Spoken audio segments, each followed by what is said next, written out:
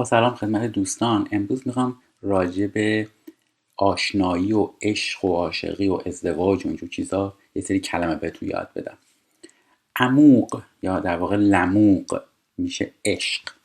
لزموسیون، اموسیون یعنی احساسات. خب لموق میشه عشق. خب اینجا راجع به یه دختر پسر داره صحبت میکنه، گابریل و ماتیلد. رانکونتر یعنی دیدار میکنن، یعنی با هم دیگه آشنا میشن. اوکی، آشنا میشن. شد زمی، همونطور که گفتم یعنی خونه، یعنی خونه دوستاشون با هم دیگه آشنا میشن.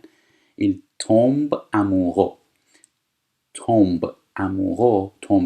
یعنی عاشق میشن. خب پس il tombe amoureux de Mathilde immédiatement یعنی فوری، بلا فاصله. پس il tombe amoureux de Mathilde.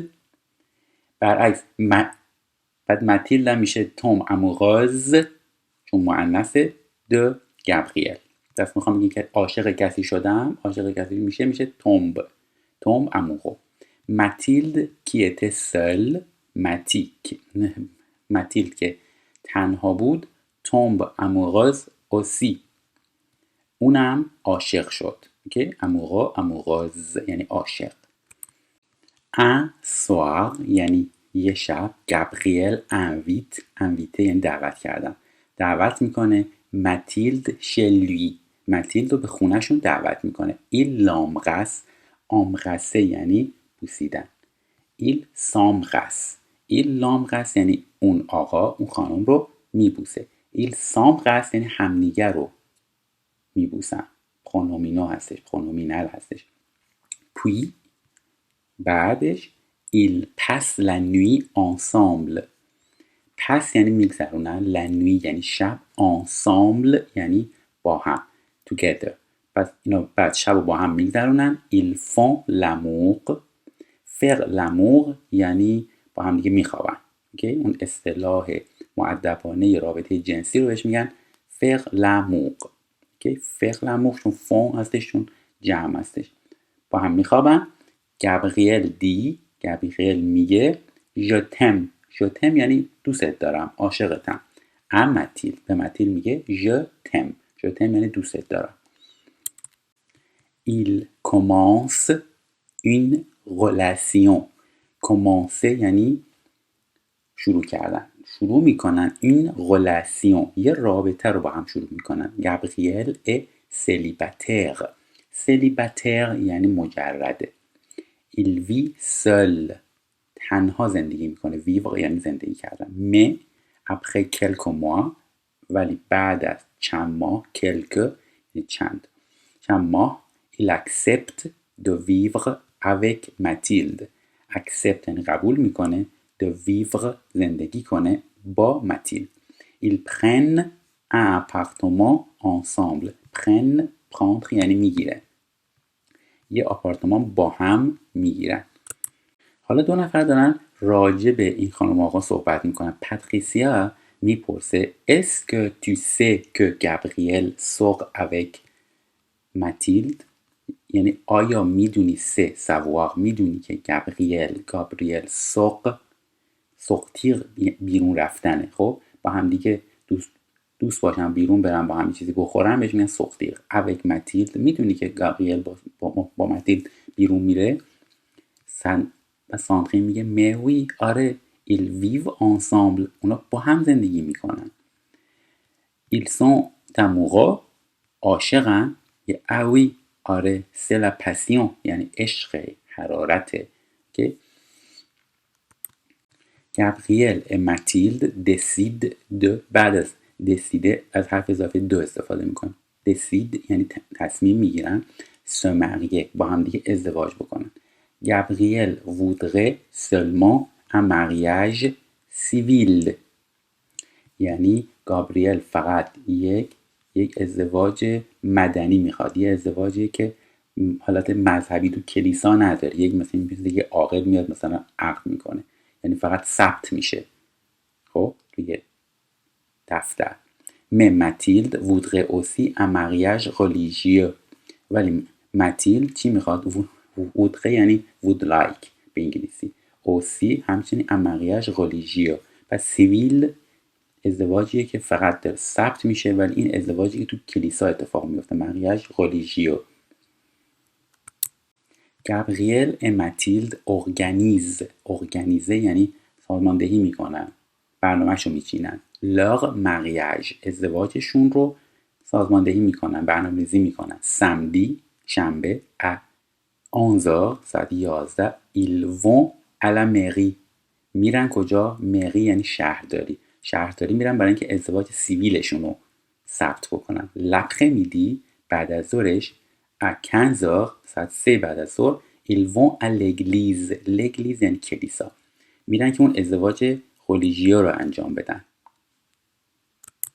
le soir یعنی شبش یا غروبش il y a une grande fête یعنی جشن، یه جشن بزرگ هستش.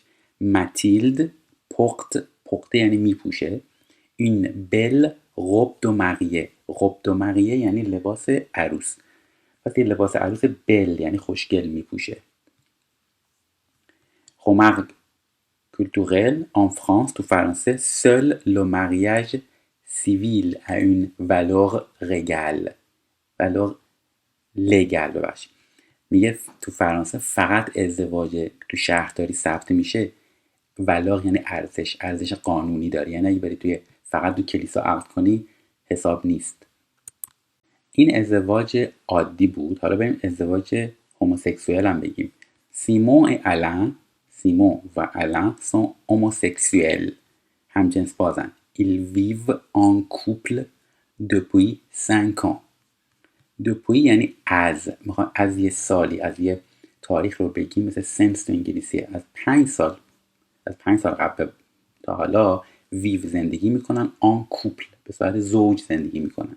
maintenant در حال حاضر en France توی فرانسه leur liaison یعنی ارتباطشون peut être officiel میتونه رسمی بشه. car il existe le pax برای اینکه در حال حاضر یه قانونی هست به نام پکس که اونجا وجود داره، به خاطر این ازدواجشون میتونه رسمیت پیدا بکنه. لو پکس میشه چی؟ مخفف چیه؟ لو پکت سیویل دو سولیداریته یعنی پیمان مدنی همبستگی یا مثلا با هم بودن. گارانتی یعنی گارانتی میکنه، تضمین میکنه. سرتن تروا یعنی حقوق یه سری حقوق خاصی رو کوپل نو مریه به زوجهایی که ازدواج نکردن واسهشون قائل میشه، یه سری حق و حقوق براشون قائل میشه. pour parler de la personne avec qui on vit برای حرف زدن راجع به افرادی که داریم باشون زندگی میکنیم چی میگیم؟ ma femme میگیم زنم، mon mari شوهرم، quand on est marié. پس اگه ازدواج کردیم ma femme mon mari. اگر نه on n'est pas marié ازدواج نکرده باشیم، دوست دختر دوست پسر باشیم یا همخونه باشیم میگیم mon ami اگه مؤنث باشه، اگه خانم باشه mon ami اگه پسر باشه. les gens disent یعنی جوونا و مثلا توی محاورات روزمره میگیم ma petite amie mon petit ami یعنی دوست دخترم یا دوست پسرم. خب petit ami میشه دوست دختر. و کوپن و کوپین هم میگن که البته petit ami درست ترشه. خب حالا این تمریناش هم انجام بدیم.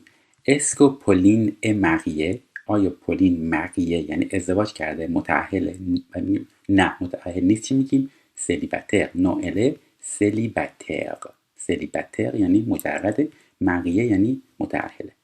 اسکل سل آیا تنهاست؟ نو الا اون میگه اون چی داره؟ میگه رابطه داره. الا اون غلاسیون یه غلاسیون داره، یه رابطه داره، تو رابطه است. اسکل تره آیا بسیار چیه؟ که جوابش میگه آره اله تومبه دو گیوم لانه درنیر.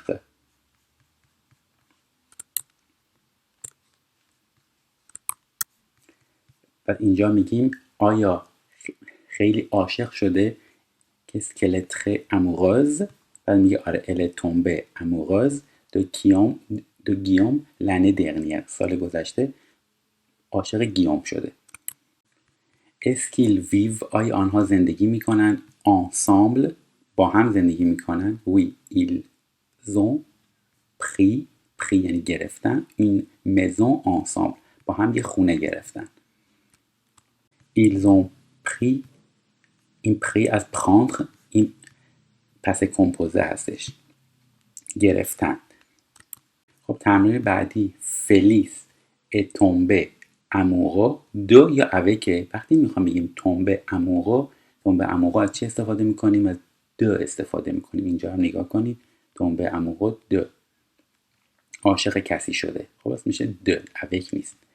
ils ont une passion یا relation. اینا با هم دیگه یه پسیون دارن یا relation دارن یعنی رابطه دارن. ils ne vivent se marient pas encore ensemble.